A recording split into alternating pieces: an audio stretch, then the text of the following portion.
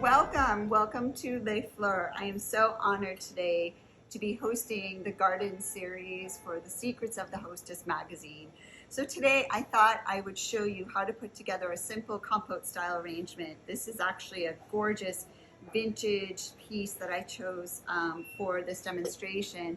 If you have any of these in your home, don't be too hesitant to use them. I mean, these are what I love about finding these treasures in France or even at your local kind of flea markets.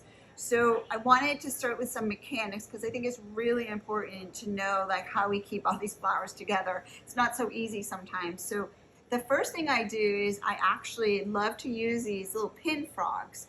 And I don't know if you've seen them, you can see them. There's a lot of vintage ones. We have some here at the shop that are just adorable.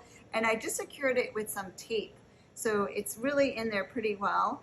And then the second thing I'm going to do, just for a little insurance, because we don't want the flowers, like I said, to kind of flop about, I did some coated chicken wire. And why I say coated is because if you use the kind that are uncoated, it can kind of rust and patina, and you don't want your water to get dirty. So it's kind of important to do a coated chicken wire. And how I formed this is just kind of gathered it in a nice ball, and then I will secure it into my compote. I haven't added water yet because we wanted to show the mechanics. And then I just have this pot tape that I love to use. It's so versatile. And again, because we just don't want things to pop out. So I'm going to make it really, really tight and taut. Make sure I have it on there really, really nice and tight. So that is my basics on getting the structure started. And next we're going to add water and green. Okay, so I don't know if you remember from the first video, I talked so much about foliage and how important adding some really different interesting greens. So I've got some beautiful lambs here. It has like a little fuzziness to it. It's like so adorable. I've got some variegated euonymus. I actually have some mint. Oh, and one other thing. Do you remember when I was picking this in my garden? The sage, the purple sage. Oh, like I said, it smells so good. So I love putting these elements into my arrangement. So here I'm starting to do a balance on both sides. So we're going to snip some of this sage, tuck it in. And we'll get another one here. I try to strip the ends.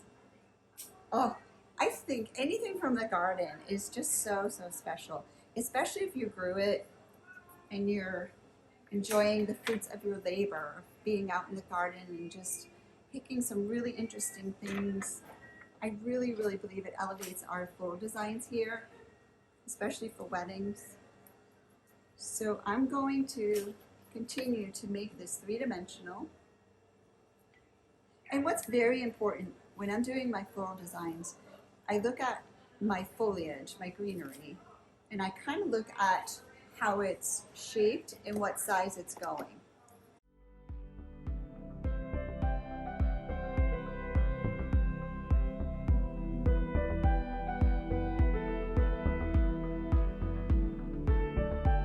Okay, I'm adding my last bits of greenery. This painted fern is so stunningly gorgeous. And see how I made it very three-dimensional and almost asymmetrical, just to let your eye rest. So you start up here and then you'll lower and then your eye will follow this through. So this movement is so stunningly beautiful.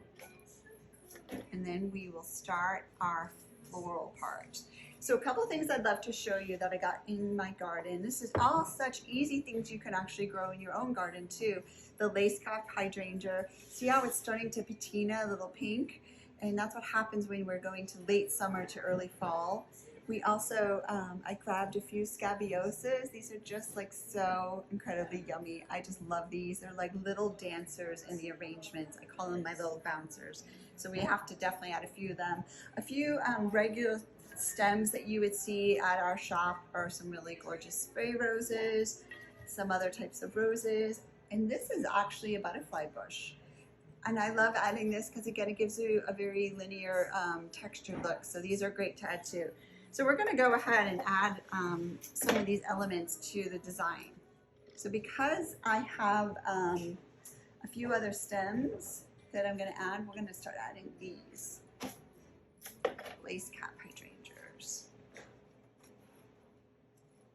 And I love them peeking off the arrangement, because remember, when folks are, if this is going to be on a table, when you're sitting, eye level is a lot lower. So I always say, don't forget to do these little lower edges of your container.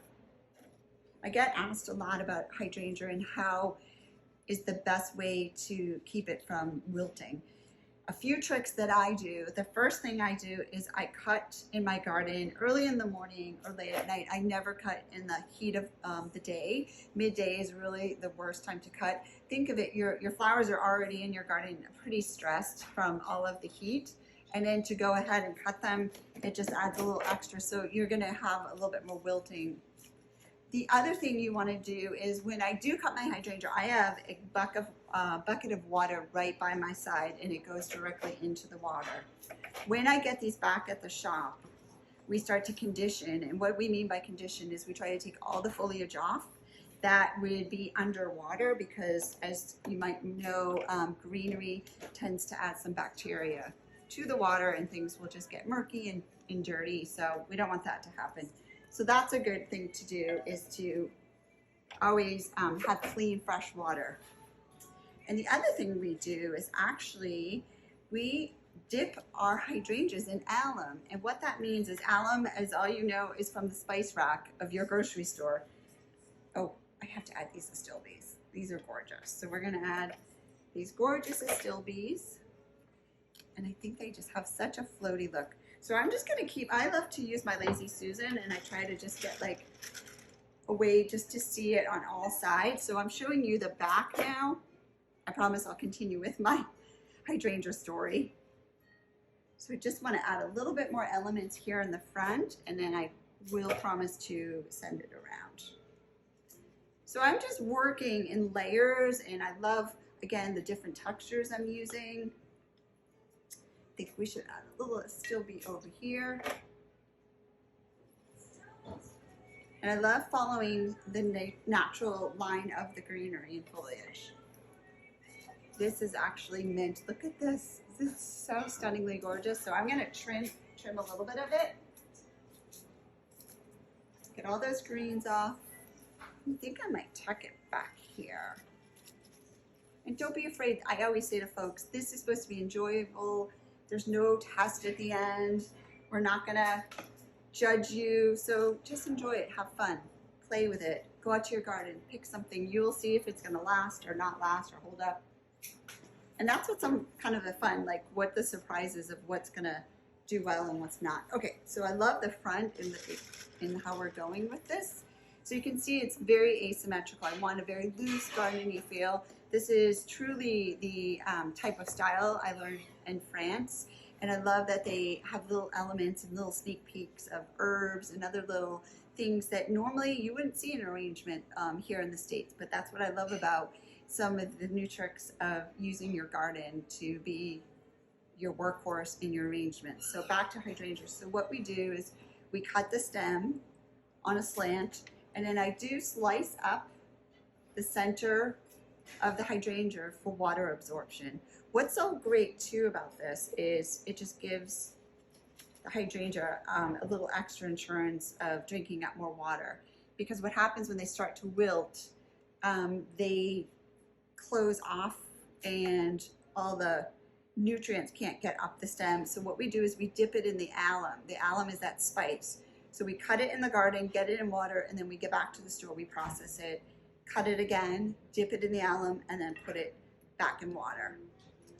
So hopefully these tricks will help you. So I did grab a few roses from our shop here, and just want to show you a few tricks that I like to do for my floral arrangements. So as you can see, the rose is a traditional rose, and we took off the guard petals, and the guard petals are just that outer layer of petals that kind of look not so great, and it's just there to protect the rose. And then what I do is I take the rose and I take the petals, and it's called reflecting, and I just turn them on themselves. So now I get a nice open rose. I just love this. So I think what we might do is in the front, just kind of tuck this in. Oh, stunning. Can you see that? So it's a must open, and that's just in case you don't have a lot of roses. hanging around, or maybe you just bought a small package, it's really nice trick to have your roses just look a lot fuller, almost like a garden rose trick.